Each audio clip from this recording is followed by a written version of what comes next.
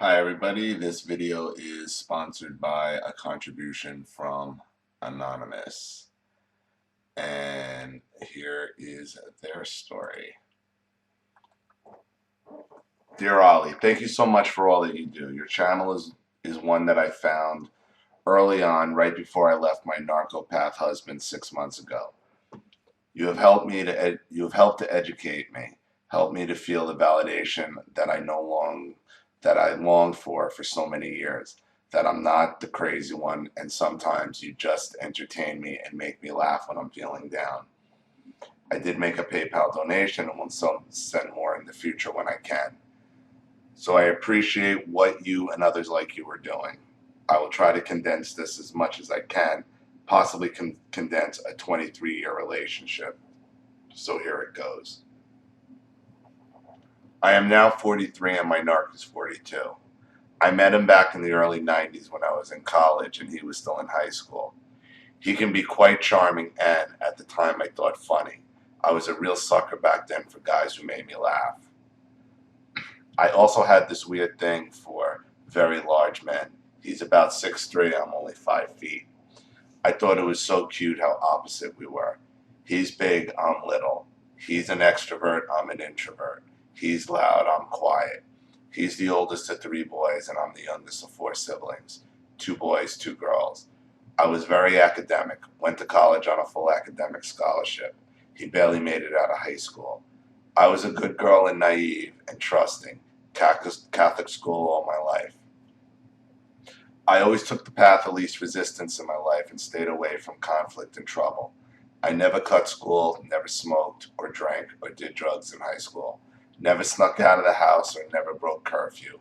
I was a straight A student. I had only been in 2 serious relationships before him, and only one of those sexual. He is the son of a teacher and a cop.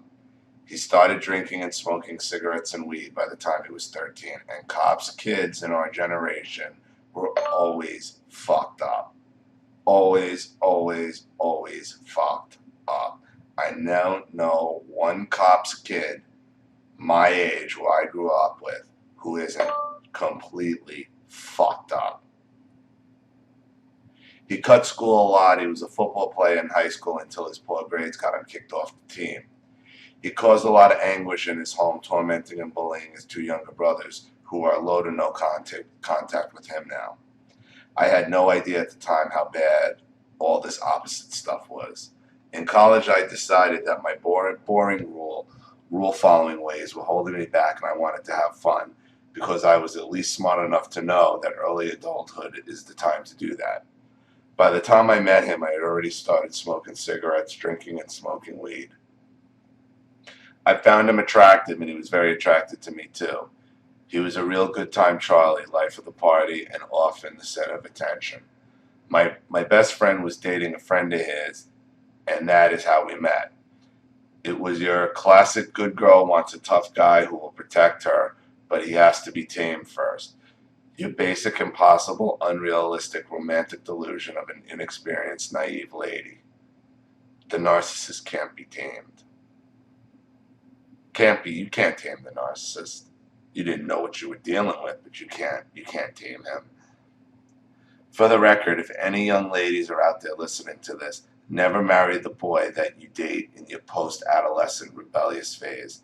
This is exactly what they are, boys, and that is the way they stay. I'm divorcing a 42-year-old boy now. They never grow up. We dated for 4 years. I graduated from college in 1995 and we moved in together in 96. During the first 4 years of our relationship, there were 6 or 7 breakups, most of them short. All of them were me breaking up with him and him hoovering me back in. I fell for the crocodile tears and the promises every time. He would say that I was his best friend, that he didn't want to live without me, and there was no other woman he wanted to be with. There were some red flags then that I ignored, like teasing me to the point of crying, put downs, ditching me to go off with the guys, and we had plans, but I truly believed the hype he dealt out that he was really just a big teddy bear, a gentle giant. His recreational drug use outside of smoking weed really bothered me. Even though it was sporadic, it was a big issue with me, and he would argue about it if I brought it up. I chalked it up to him being immature, but I figured aren't all 18 to 22-year-old guys like that. He did live up to some promises when he realized there were certain boundaries I would not allow him to break. For instance, he had to have a job at all times. Yes, he actually tried this with me, and I had none of it. So he gave up on that pipe dream of not working. To this day, I do not fully understand what the hell I was thinking persisting in this relationship. I could have done so much better. I guess I was just rebelling against convention and common sense, and it just went too far. That was my stubbornness. I see that now. I was fully into. In fact, once we were married, I actually said to him that I was in the marriage for the long haul. I took my vows seriously, and that my only deal breakers were chronic unemployment, adultery, abuse, or a hardcore drug habit. Once we moved in together, there weren't any more breakups. We got engaged in 1998, me mostly pushing him, and were married in 99. There were a few explosions before we got married. He was over the top intense, but I just explained it away to myself as he's just a bit of a hot temper. My parents never fought like that, so it did cause me great anxiety when it happened. I never could handle loud yelling. When my fight or flight response kicked in, I usually bailed and went for a drive. My gut told me it probably wasn't a good idea to marry this guy, but I just explained that feeling away to myself as I had a little case of cold feet and the intent explosions were few and far between. I figured it was just normal couple fighting and we still had more good days than bad. I also thought a lot about how in a marriage you're supposed to accept the bad with the good and stick by your spouse in good times and in bad and accept each other's faults. I knew marriage is work and I was up for the challenge. He always professed his love for me and would apologize after most of his explosions. Sometimes we would just play that game where you pretend like the argument didn't even happen and carry on. There were people who tried to warn me, especially during the breakups when we were dating. They would say things like, "You should stay away from that guy." His own mother once asked me during our engagement, "Are you sure you want to do this? If you're going to get out, get out. You should get out now while the getting is still good." I ignored her remarks and believed his narrative about how his parents were always against him, always blaming him for everything when there was a disagreement among the three boys, always coming down on him because he was the oldest and letting his younger brothers get away with things they would never have allowed him to do. My parents never really liked him, but they did not believe in interfering with their children's relationships or marriages, so let me make my own decisions. My grandmother always felt like he was beneath me and I deserved better. Too bad I didn't see it back then. On the first day of our honeymoon, just after checking into the hotel, he exploded at me as soon as we got to the room for booking too early of a flight the day of our wedding. I was very hurt and he started name calling and saying how stupid I was for not thinking. I left the room and went for a walk to calm down. I dismissed it as wedding stress and we enjoyed the rest of our honeymoon. I assumed we would grow and mature together. I assumed we were both healthy, normal people. During the marriage, he did maintain employment, so we always had money coming in from both of us. He had no interest in being in charge of the money, so he willingly gave me that task from the beginning, which saved me in the end. In fact, he had no interest in being in charge of anything except to let me know when it was time to have sex or rub his back or his feet, or run out to get him whatever junk food snack he wanted. He is extremely physically demanding and in the end mentally draining as well. He would also guilt me into doing things for him, big and small, that I didn't want to do. Every now and then he would throw me a bone and do something nice for me, help me with some small chore, pay me a compliment, but the vast majority of the time it was me doing it for him, the kids, the house, and everything else. We bought a house shortly after we were married, and that pretty much always was my responsibility to keep up with from the beginning. He is your typical textbook lazy, immature, selfish, bullyish narcissist who wants a mommy to take care of him, and, unfortunately, I enabled him for a long time. I was the all needs meeting mother who he could sex with. In my own defense, I will say that, unfortunately, In my own defense, I will say that most of the enabling was to keep the explosions at bay, especially after our two children came. I knew it wasn't good for them to hear us fighting, and I don't mean to paint a totally doom and gloom picture. There were good times, but when the bad times did happen, it was just so bad he would belittle and name call in front of the kids until we got to the point where the kids had little to no respect for me, and I could not control them without him stepping in. There were usually recurrent fights, especially the sex fight and the cell phone fight, as I like to refer to them. I now see he was just the toddler in him throwing a tantrum when he didn't get his way, when he didn't get instant gratification. For example, it didn't matter if we had sex 4 nights in a row. We had pretty good sex at that. If on the fifth night I said I didn't feel like it, he would yell that I never wanted to have sex. When I would point out we had plenty of great sex, he would basically insinuate it didn't count because he initiated it most of the time and I rarely or never initiated it. When I would initiate it often, he would turn me down. If I missed one of his calls, he would explode at me, yelling that I never answer the phone. Even if I answered 90% of his calls or called him back right away. If I missed one call, I got yelled at that I never answered the phone. But again, it didn't happen too often. And he usually gave me an apology, so I would forgive him and move on. This is typical cop kid behavior. This is a kid who's used to getting his own way and never being held accountable. That's why he never grew up, because daddy probably was able to bail him out of most trouble, other than getting kicked off the football team for bad grades, because the cops can't control the school. So he must not have been a good enough football player to stay on the team, otherwise they would have figured something out. All of these behaviors come from being a cop's son. I'm telling you. He's 42 years old. We're all the same age. This is how the kids I grew up with whose fathers were cops all acted. And it's this entitlement of my dad's a cop, I can do whatever the hell I want. And then they carry that on into adulthood. And most of them, one of them is in jail now for murder because he killed sons of one other classmate we went to school with over oxycodone. And I don't know one cop's kid from my generation that isn't a complete fucking disaster. Even the ones that have become cops are complete fucking disasters. This is the entitlement, the narcissistic entitlement that comes with being raised by baby boomers and baby boomer police officers, because they're all like this. They're all like this. They're a carbon copy of themselves. Over the years, the fights became more and more intense, more mind-numbing, longer lasting, and more frequent. Sex became a chore, and when he wanted it, he would often hound me if I was busy with the kids, even if I didn't feel well. He didn't care. I was supposed to drop everything and have sex with him, or he would annoy, insult, and argue with me until I gave in. Also, it wasn't enough just to give him sex. He usually wanted me to get off too, which I usually didn't mind. Sometimes I just didn't feel like it.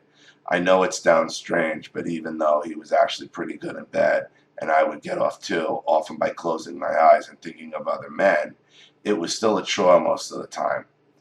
I would have just preferred to have been left alone. If I stood my ground and said, no, I don't feel like it, I would get called selfish, question if I'm gay, or he would insinuate that there is something wrong with me, and then a circular argument would ensue and go on and on and on. Most of the time, I just gave him sex whenever he wanted, so he would leave me alone, and I could carry on and have some peace. He usually would carry on too. He would either roll over and go to sleep after we finished, or he would promptly put his pants back on and leave the room. He would throw me one of his little bones on his way out. That was good, honey. It was also not uncommon for me to find him jerking off the porno in front of the computer less than an hour after we had sex. He was obsessed with porn, and he often wanted me to talk and act like the girls in the movies, which I didn't feel comfortable doing. He said I should want to make him happy. I don't see this as a problem if it would have been an occasional thing, but it seemed that I could never be just myself with him. In fact, even out of the bedroom, I felt like I just couldn't be myself anytime I interacted with him. I often felt like he wanted me wanted to be someone else, wanted me to be someone else, and I just wasn't good enough. Yeah, pretty much. But he has a sex addiction here. He got caught up in that porno fantasy world and he can't get himself out of it. And due to his narcissistic entitlement, being a cop's son, there you go. Like, he's just used to getting his way. I'm sure when he was a kid, he would tell the other kids, my father's a cop. I'm telling you, this is who he is. I know this guy.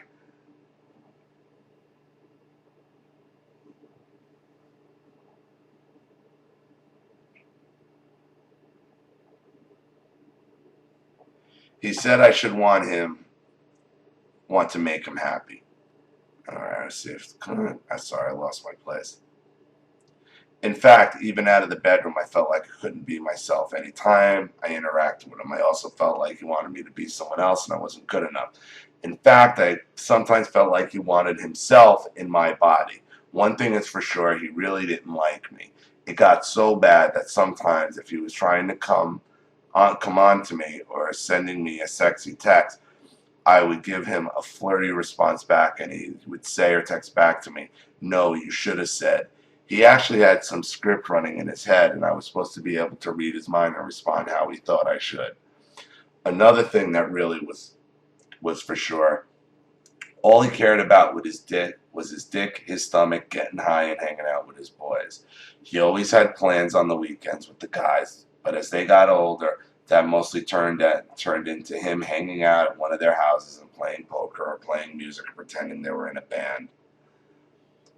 I was starting to become aware of the fact that every time I expressed I had an independent opinion about anything, he would automatically take the opposite opinion, put me down, insult me, or dismiss me.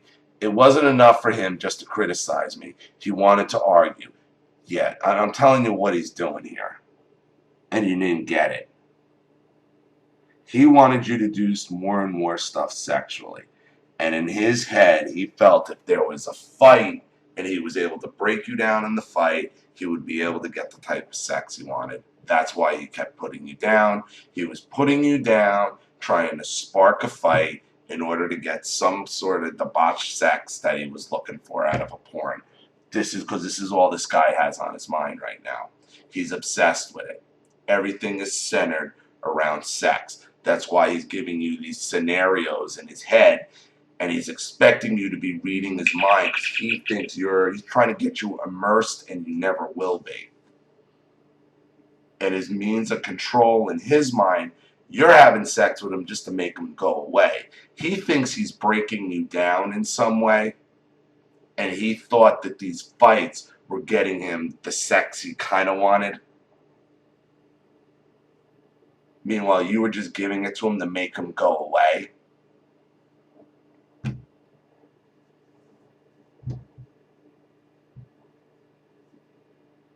It wasn't enough for him just to criticize me. He wanted to argue, he wanted to debate, and I always took the bait. Exactly. He would project onto me and say I must like to argue. He would have circular arguments with me that lasted for hours. I would tell him no matter how many times he made the same point, I was never going to change my response. Like I said earlier, I felt like he wanted himself in my body. I would literally yell at him sometimes, I'm not you. It was like he didn't want me to have my own independent opinions and interests. Other times, the arguing was merely for sport. In fact, there were many occasions where he would have, of course, the opposite point of view of any given topic during one of our arguments. And then at some point, he would be having the same discussion with someone else, and he would have to have the point of view I had when we were arguing, even repeating some of my own arguments that I presented to him when he was arguing with me. That's right there is the proof that he was just arguing with you for the sake of arguing with you. So the question you would have to ask is why? And they usually do it for some sort of control. But what was he after? He was after all this porn sex. And in his mind, he thought he was breaking you down through the argument, making you vulnerable so he could get the sex he wanted. That's why he was doing it, because he's obsessed with it. Sometimes during arguments, if arguing, even repeating some of my own arguments, that I presented to him when he was arguing with me. If he ran out of things to say, he would just shout out a random insult at me if it had nothing to do with what we were talking about, like I make twice as much money as you. And then he would do the stupid laugh, the really loud ha. There were times when I started feeling like I was really going to lose it, but I held on to it for dear life. I would not let go of myself. I started avoiding certain topics around him, and sometimes just avoiding him in general because it wasn't worth ruining my night, and I needed the energy for caring for the kids and in the house. Also, over the years, I became more and more desensitized. Even if he screamed at me during an argument that he was going to leave me, or that I was a stupid bitch, or that if I didn't want sex anymore, he was getting a girlfriend and that I would never be able to find another man if we got divorced, I didn't even react or care. Sometimes it physically disturbed him when I would say these things, and I would sit there stone-faced, silently, thinking to myself, yes, please leave me. I eventually got to the point where I didn't even cry anymore after his explosions. I went straight from explosion to indifference. I started getting bitter, and this is when he started shooting himself in the foot. I can be an OCD perfectionist. I'm not competitive with others, but with myself, always telling myself I can do it faster, better, more perfect, always trying to beat my personal best. I am my own worst critic, and especially when I have done something to wrong someone, I feel so bad that I can't stand it, and I feel that I have to do something to fix it immediately. He really turned this against me over the years. However, once I had enough of his verbal and emotional abuse, his narc tactics actually helped create his own nemesis. The more he criticized me, the more I perfected whatever he was criticizing. Not so much to make him happy, but to keep his fucking mouth shut. If he would criticize something about me, I would think to myself, well, I'll just do that more perfect so he can't say a fucking thing about that anymore. I squashed the cell phone fight by actually statistically figuring out what percentage of his phone calls I either answered right away or responded to in less than an hour. I actually went through my phone history and wrote down every call where I called him right back or answered it, and it was 86%. I threw this in his face and said, I'm not fighting about this fucking phone anymore. The only thing to shut him up was irrefutable proof, and then he would back down most of the time. But sometimes he still wouldn't back down and tried to start the old fight again. You never answer your phone. I would yell at him 86%. I see now that I should have just given him the finger and walked away when he started with all this stupid bullshit, but when you're in it, it just drives you mad. See, and let me tell you something, he actually believes you never answer the phone. He thinks, because when you don't answer the phone, I guarantee you he's in one of these sex states, and he really wants to talk to you. So if you don't answer him in he thinks you're doing it deliberately to deny him what he really wants. That's what's going on in his head. He would talk over me, he would shout over me. Even when we weren't arguing, he interrupted me incessantly and wouldn't let me finish a thought. However, there was absolute hell to pay if I dare interrupted him, and he liked to pull his tactic out in front of people when we were just sitting around with friends having light casual conversation. I could go on and on all day with examples. I'll just list some of my all-time favorites. There was the pathological lying. I usually would catch him in lies when he would tell me one version of a story and then he would be telling someone else the same story on another occasion, forgetting that he already told me a different version of the story. If I confronted him later about the inconsistency of the story, I got the narc rage, of course. One time he even told me my parents that he saved a coworker's life when he was choking on a piece of steak, and the narc said he Heimlicked the guy for saving his life. Years later, in Office Christmas Party, he was talking about the same incident with some other coworkers, and this time it was some random stranger in a restaurant he saved from the choking coworker. The choking coworker. After we left the party, I confronted him about the inconsistency. He insisted I remembered the story wrong. I wouldn't back down. I remember exactly what he said, and so did my parents. I got narc rage. Then there was how he would flirt inappropriately with other women in front of me, sometimes away from me, and then he would come home and tell me all about it. He never bought me a birthday, Christmas, Valentine, or anniversary gift. He got me flowers twice. Once on Valentine's Day, he came home with a dozen roses and telling me they got delivered to his office by mistake. That dumbass could have totally gotten away with it, but he had to tell me he didn't pay for them. The other time was the day I came home from the hospital after our son was born. He told me his mother drove him to the store and made him buy me flowers since I had just given birth to his child. Speaking of our son, when I told him I was pregnant, he hugged me and said congratulations, like he was talking to his cousin or a coworker. Because this is a guy who's never had to take responsibility for anything in his life. Another one of my favorites, one that I never gave in on. He kept trying to insist that I go to bed at the same time as him. He had this weird thing about being tickled and wanted me to come to bed with him when he was ready and tickle his back until he fell asleep. I would be standing in front of a full sink of dirty dishes trying to clean the kitchen and make lunches for the kids for the next day. And when I refused, he would yell that I love doing the dishes more than him. He's a child. He's just a perpetual child. He also had a weird thing with twirling hair. He loved twirling hair between his fingers, and it had to be long hair. Didn't matter whose head it was attached to, boy or girl. When we were dating, I saw him twirl his brother's hair before. Well, he liked twirling hair when he went to sleep, so that was another reason he wanted me to go to bed at the same time as him. It was fucking annoying, too. It was like I was his blankie. I was his sex toy and his blankie, but he never really wanted just to sit down and chill with me and talk longer than the time it takes to smoke a cigarette. I was feeling very lonely. Without even realizing what I was doing, I started to pull myself out of the swamp. I started feeling uncomfortable and out of shape after 2 pregnancies. I didn't have a lot of extra weight, but I wanted to drop about 15 pounds and tone up. I started doing workout DVDs at home and eating healthier. This was in late 2012, 2011, early 2012. Did I mention how I could be an OCD perfectionist on myself? In about 5 months, I lost 20 plus pounds and got ripped. People started noticing. One night out to dinner with a group of other couples we socialized with, one of the wives commented to my husband about how good I was looking, and she teasingly told him she's going to leave you. This really bothered him. He kept asking me if I was looking for another man. I reiterated to him I wasn't planning on going anywhere, and I was still in the shared psychosis at this point, thinking that all the bullshit I was putting up with was just part of a marriage. Anyway, I liked the results I got from my fitness plan, so I kept going. I started to get that feeling that I was preparing myself for something, but I didn't know what, so I just kept going.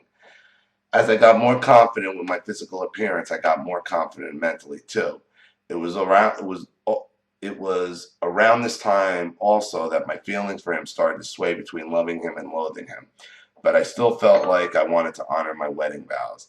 I still wasn't admitting that what he was doing to me was abusing me. I still felt compelled to perfect myself to the point where he couldn't say shit.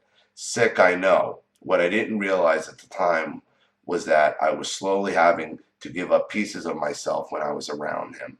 I was perfectly fine with being myself around my friends, coworkers, and family, but I absolutely could not be myself around him. I was constantly having to stifle and censor myself, and I was starting to become depressed and a little unhinged. Outings with my girlfriend sometimes turned into me being a chatty Cathy and having diarrhea of the mouth. I was also feeling extremely socially awkward in general when I went out in public, or if I was at some school function or outside activity with the kids. His laziness was also taking a toll on me because I was constantly running like a hamster on a wheel, doing everything for everyone in the house, with little or no help except for my parents, who have always picked up his slack with caring for the kids. As the kids got older and less physically demanding, I started turning to escapism to avoid the trouble that was brewing in my toxic marriage. I could daydream for hours. I would imagine that he dropped dead and I would meet some nice man that would come and save me and be nice to me. I grew up so sick of being insulted every time I expressed my opinion, usually on some adult topic that he couldn't understand. So I stopped talking to him. If he talked to me, I responded, or if it was some benign, light topic, I would chat with him briefly, but we never really had any deep, meaningful talks. I don't think he ever did. I think he just stopped seeking them. He usually only wanted to gossip about all the other couples we hung out with, about his loser friends, and to point out how he's better than them. The decent people we used to hang out with really didn't hang out with us anymore, and the only people he had left were the losers, druggies, and other wife abusers, the few friends that did have wives. He was definitely the alpha in the group, the king of the dipshits. We were both smoking weed way too much. I was feeling guilty about that because it was affecting my parenting. I think I wanted to be numb all the time and distracted from how fucked up our life really was. My son was telling my mother that every time we got into a fight, it was causing a lot of anxiety. My daughter barely reacted when we had screaming arguments that disturbed me even more. Many times the narc would project onto me when he had a bad day, and then I would project onto the kids yelling at them over the littlest things. I feel so ashamed about that now. He started messing with painkillers more. Before it was very sporadic. If one of his friends had some, he would buy a few and take one every once in a while, as he described. I still was not okay with this and told him so. We know so many people who have ruined their lives with that shit, including one of his brothers. He swore he wouldn't get addicted because he didn't take them often enough for that to happen. He really thought he was indestructible, and I still think he does. During 2014, I noticed a certain friend of his kept showing up at the house once a week on his way home from work. They would go off on a ride together, come back, lock themselves in the man cave, and then briefly, and the friend would leave. I knew they were doing drug deals, but I guess I didn't want to really know all the particulars. Then the friend stopped showing up after a few months, and a different friend started showing up. 2015 was the straw that broke the camel's back. His behavior started becoming so erratic, I was becoming afraid of him. One night, the kids were at his mother's house, and we had a date night. We went out to an event in our area. He got really drunk. Because the event going on, the traffic was heavy on the way home, and there were a lot of people walking around the area. He was yelling things out the window at random people like he was 16. I was mortified. A friend of his had come out with us, and this was another thing with him. We always had to have a third wheel with us on date night because I wasn't enough for him. Then it happened. He dialed his drug dealer. This is the moment I found out about the guy. He called the guy on the Bluetooth on the speakerphone in the car. He invites this ghetto-style drug dealer to come to our house in the middle-class suburbia to deliver crack to him. You see, Ollie, that's how my narc rolls. If he feels like doing coke one night, he does coke. If he can get his hands on some crack, he'll smoke some crack. As soon as he pulled into the driveway, I got out of the car, got into my van, and went to Walgreens and walked around for an hour because I didn't want to be there when the deal went down. He was 41 at the time, and I couldn't believe he was acting like this. Even for him, this was over the top. It was the same drug dealer that was supplying him some of the pills, and he had another source too. Also, a few of his loser friends started playing with Adderall, and they would get some of that sometimes too. I started detaching emotionally from him very, very quickly. I tried once to confront him about the pill use because I saw the crack pill dealer's name pop up on the phone in a text message notification. I looked at his phone and there were a bunch of messages over a 2-week period. This was June of last year. When I did confront him, of course, the whole thing turned into a 3-hour argument about me snooping in his phone and everything that was wrong with me. He told me that day that he liked doing drugs and he would never stop. He said I knew this about him before we got married. I told him I thought we needed to go to a marriage counselor. He said he would not go. He said I should see a therapist because I'm the crazy one. I pretty much saw the writing on the wall at this point. I started detaching from him emotionally, not even consciously. It just started happening. Every night I just focused on doing what I had to do for the kids and myself in the house. I continued with my workouts, and that helped me, I think, and drove him crazy. But overall, I stuffed the earbuds in my ear and stayed stoned a lot and obsessively listened to talk radio, robotically doing my chores. He sensed that I was pulling away, and then his behavior started going off the charts, gaslighting me, criticizing me, insulting me, and then short honeymoon phases, and then paranoid phases where he would keep asking me if we were okay or if I was leaving, and then we would start all over again. The kids heard most of it. I was becoming depressed and emotionally numb. I started seeing a therapist because I couldn't deal with the arguing anymore. I finally had enough when he started arguing with me and humiliating me in public in front of friends and family. I started reading books on abusive relationships and controlling people, and my mouth fell open with shock when I actually read it. These books described my exact marriage. I just started sitting back and watching him in action like an objective third party, and it was like I was seeing him with a whole new set of eyes. It was sometimes comical watching him strut around bragging about this and that to his friends. Sometimes his behavior is very disturbing. When it was just us and when we weren't arguing, he would just badmouth anybody and everyone he could think of, especially if they were happy, creative, or successful people. You could just see the envy oozing out of him. Sometimes he would call up one of his loser friends and gaslight an argument with them. He used to do that to his brother, but his brother stopped taking his calls a long time ago. I started to become concerned that my narc fell into a category of verbal abuser that would turn physically abusive because I saw some red flags throughout the marriage. I started looking up YouTube videos on abusive relationships and would listen in my earbuds while doing chores at night, and he was none the wiser. I was seeking out whatever knowledge I could find. His behavior was becoming extremely combative and erratic, and I just wanted to know how much longer do I have before the beatings begin. Then I stumbled upon it: narcissistic personality disorder and the cluster B personality disorders. I found Sam Valkin, Ross Rosenberg, Spartan Life Coach, and I found you and many others. I couldn't believe it. All the puzzle pieces started coming together, and I said, oh my God, that's him. I started planning my exit strategy. Although he has never been formally diagnosed, I strongly feel that he's a cluster B trifecta: narcissistic personality, borderline, and antisocial personality. Not antisocial, I would say he's more histrionic with the lying, the making up stories, the saving of people. That's histrionic. He likes it. He likes the attention. Lots of crazy shit happened between this time and the time I left, but it's way too much to get into here. In brief, shortly before I left, I figured out that he had a mean opiate addiction and was on top of his pre-existing severe personality problem. And in a 6-month period, he withdrew over $12,000 from ATMs and spent most of it on pills and some of it on gambling, trying to get more cash for pills. Oh, in the middle of his drug problem, there was an accidental overpayment of his commission. He's in sales to the tune of $23,000, and now we're on the hook to his employer for that. I really had the fire under my butt to get out when that happened, because I am convinced he embezzled that money, and I wanted to get as far away from it as possible once that happened. Also, he scared me when I quit smoking weed, and I suggested that he should do the same because we couldn't afford it anymore, and he suggested we started selling.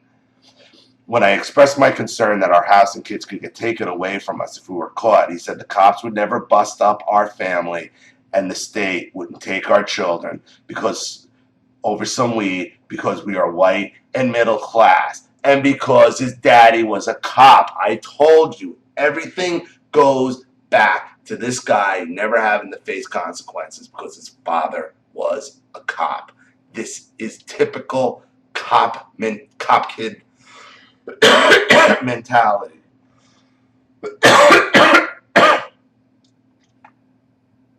We also blew through a $50,000 second mortgage revolving credit line that we took out in the fall of 2014 to pay off some credit card and medical debts. I kept having to use that money to pay bills and buy groceries because all the money he was spending on pills.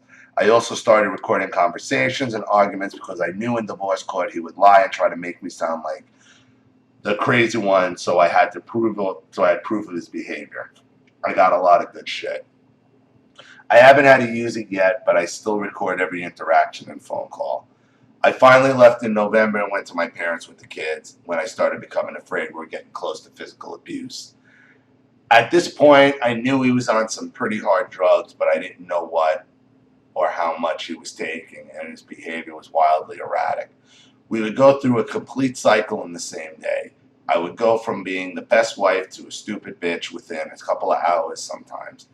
I was so concerned I actually joined the UFC gym and started getting self-defense training. I really didn't know what to expect day to day. I was also watching my son start to turn into him, and that scares the shit out of me. He started verbally and physically attacking his sister when he didn't get his way, and worse, she would laugh and egg him on when he would do this. This was a real turning point for me, and I realized I had to get out fast. I scheduled an appointment with an attorney.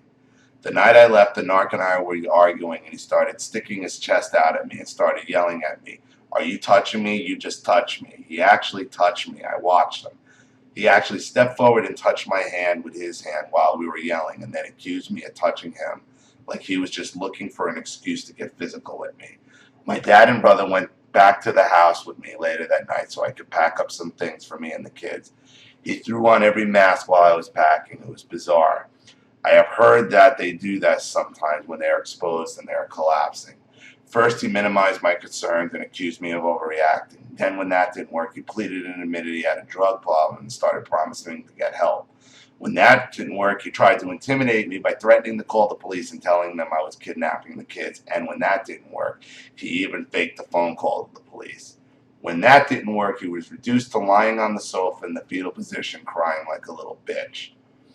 I was very satisfied with that grand finale, and I enjoyed seeing him cry like the pussy he really is. It's very hard to live with the sadistic narcissist for an extended period of time and not have some of it rub off on you. I know you have spoken about this before in several of your videos. I have zero empathy for him now. I don't feel like this about other people, just him. If he dropped dead tomorrow,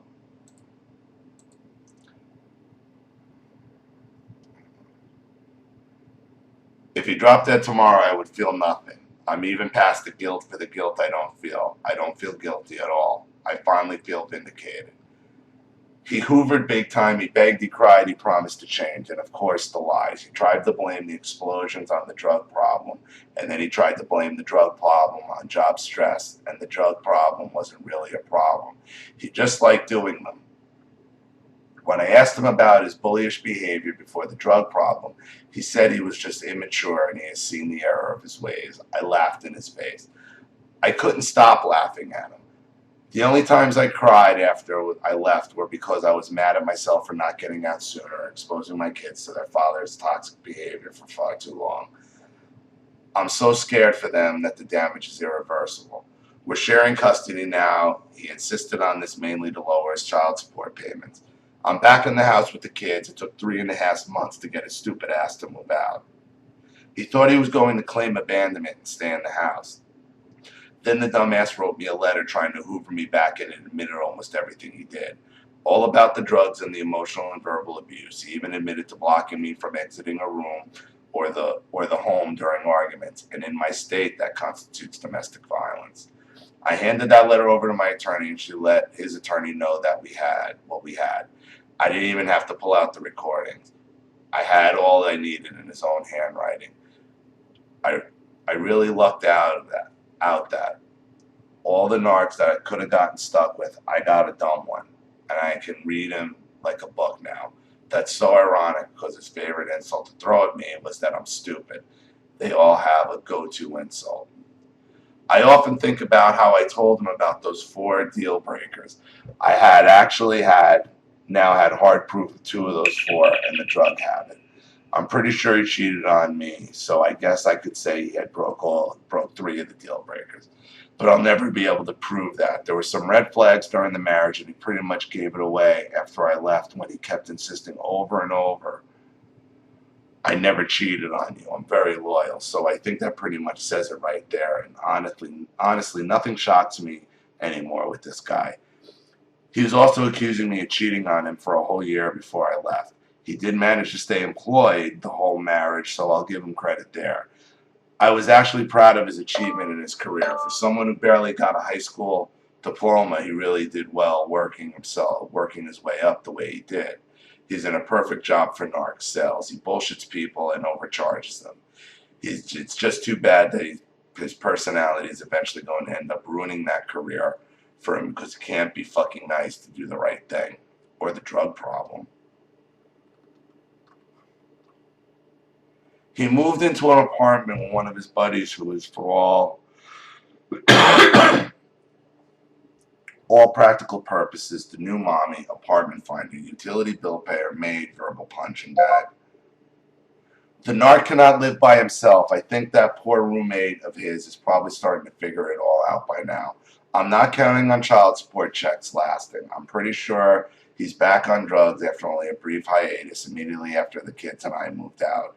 He saw a therapist like 6 times and then quit going back in January, which is probably for the best since we know about narcs and therapy. My narcs bottom will be the death, so I'm not really counting on him being around much longer.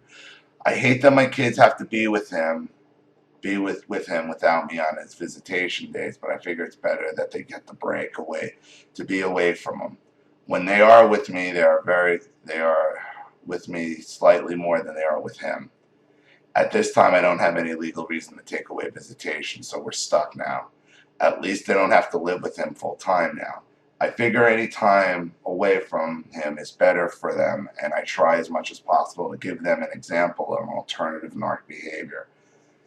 I intend on teaching them about psychopaths, narcs, bullies, manipulators in general. I wish I would have had more knowledge about this sort of thing when I was growing up. I don't mention him specifically. I don't mention him specifically when I talk to my kids about this stuff. I just make it into a life lesson for them to take out into the world with them.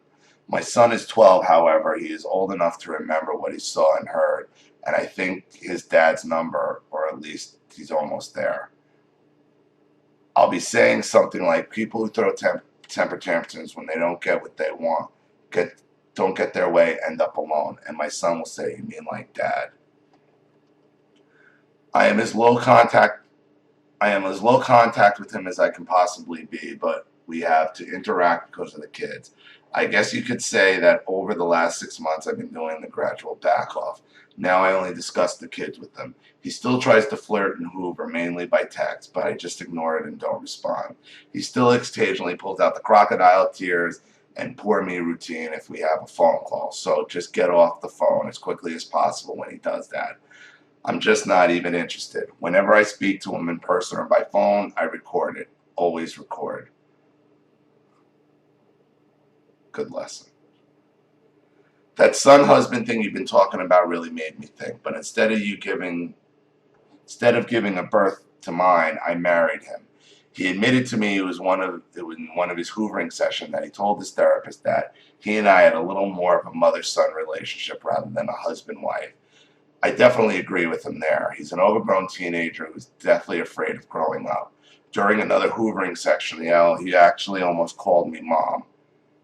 In the marriage, I think I had both the role of mother he wanted to defy, but at the same time wanted to make proud, and I also replaced his younger brother who he bullied relentlessly. He always got to have a punching bag. I've got my punching bag now too. It's at the UFC gym, and I love punching it and kicking it as hard as I can. That has been tremendously helpful. This has been so therapeutic. My family and friends are getting sick of hearing about it. You're doing such a good thing here, giving survivors a voice and a forum like this to connect. Please keep doing what you're doing. That phone call you played from the hoovering boyfriend who left his girlfriend reminded me of shit my narc would say in games that he would play, and would ask me why I was playing games with him. He did the same shit after we split. He was all put out because my mom wouldn't hug him and my dad wouldn't shake his hand. Pathetic. And the video you did on playing the idiot game, that one made me cry. That poor girl. I saw similarities in that one too. Thanks again, Ollie. Maybe one day I'll send you a selection from my narc recording library. Sincerely, Anonymous. Thank you for your story, Anonymous. Very detailed. I appreciate it. I didn't have to give much commentary here because you really figured out a lot of the stuff on your own. I will say this again. He is the product of your typical baby boomer child of a cop. That's how they all act. Because back then they were given these, if you remember when we were kids, kids could get away with anything. Anything. Didn't matter. They never got in trouble. Now they're all fucked up. And they all act like this. And all of them ended up with drug problems. And even before you said, he turned to the pills. Just like the cops kid in my town ended up murdering one of the kids I grew up with, John Amendola, over fucking oxycodone. This is a pattern of narcissism. It's amazing how so many different segments of narcissism fall into what pattern? Whether it's in society or parental or spousal or where it comes from. These things always can be gone back to a root cause. Always. And with him, it's his mommy and it's his daddy is the cop. I'm telling you, this is typical cop kid mentality. But you've done everything right. You've done the right thing. Congratulations for getting out, for not going broke. You know, you know what you're dealing with here. You figured it out. It's a good learning lesson for everybody. So thank you for your contribution. Thank you for your story. I really appreciate it. Thank you for everybody who's watched this long. Anybody who has had any comments or advice, please leave them in the comment section below. And at 3:17 a.m., if you have a topic or question or story you want read on the channel and you want to support the channel and watch it grow, you know what to do with the PayPal link in the description box. I'll have the video right out for you. This is Ollie Matthews. Thanks for watching. I'll see you all again soon.